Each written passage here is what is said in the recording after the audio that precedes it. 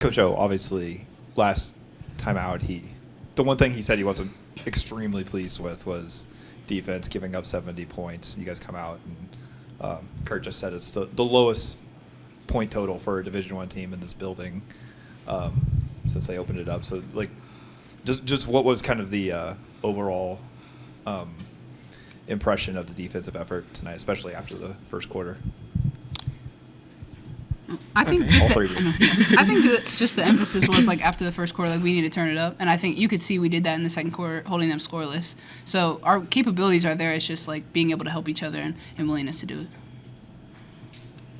Yeah, our emphasis during practice this week was all about defense and cleaning up from our last game. So we knew coming into this game, like if a player had a ball, it was 1 against 5, and I think we really started to focus once we got going after the first quarter.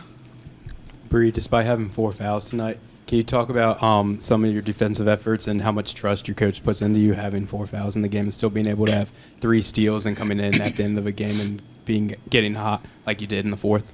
Yeah, I think my defense is something I really take pride in, and I think Coach O knows that, and he has the trust in me. Even if I make a few mistakes, he knows that I'll bounce back from it and still be able to keep going and use that momentum. You guys were talking about how after that first quarter you kind of turned it up. You only allowed 17 points in the final 3 quarters of the game.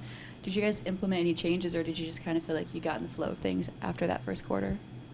I feel like in the first quarter we didn't really have good defense, but we came out in the second and third and fourth and just turned it up and told ourselves that like we're going to play great defense because that's what we worked on all week.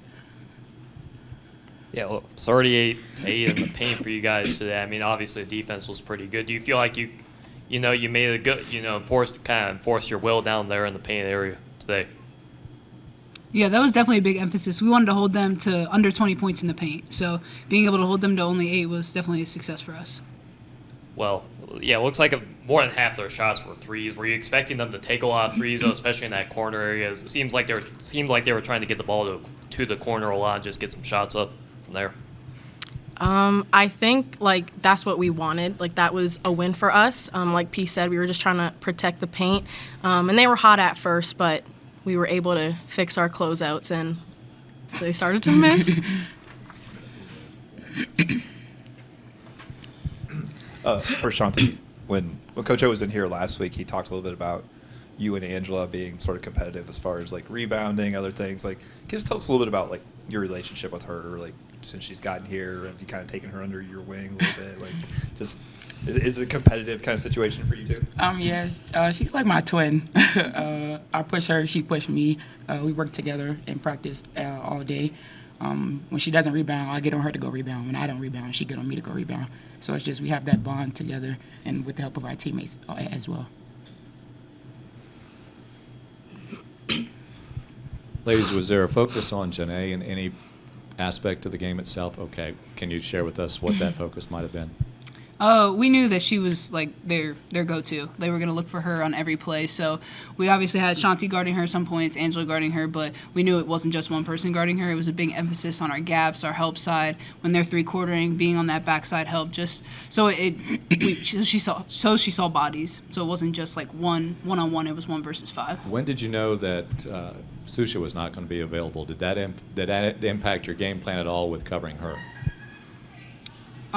We found out yesterday, but it didn't. I mean, it's like next man up, and we knew Shanti was going to start on her too. So I think even then, but it was 1 versus 5. Like I said, it wasn't just Shanti guarding her. Gotcha. Yeah. Okay, Bree, you get your offense going here late in this ball game. Okay, so you become the 5th Duke to score in double figures. Can you take us through really what has been going on with in your mind in terms of trying to get your offense going? Because Coach O has talked about it. He wants you to contribute offensively. He knows that you can. And that's question part 1. Part 2 is your mental aspect of playing defense. It looks like you have such joy when you deflect a ball. I mean, you're doing exactly what you're doing right now, smiling, laughing, having a lot of pleasure with that. Where does that come from? Well, to the first question, I think I've just been trying to figure out my flow with the offense. So it has been a bit of a struggle, but I think I'm finally starting to figure it out.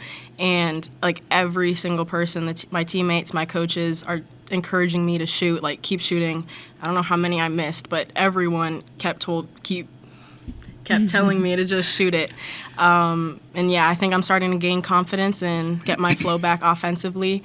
And my joy from defense, I've been like that ever since I can remember. I think I just love to grind, and it just excites me. And I think defense is something that can really change the feel of the game, and I think that can really help out a team. So I just have a lot of joy when I'm able to do good in that area. Passing was a large part of the game tonight. You guys had 11 assists. Can you guys talk about how your guys swinging the ball around led to so many easy opportunities for you guys tonight?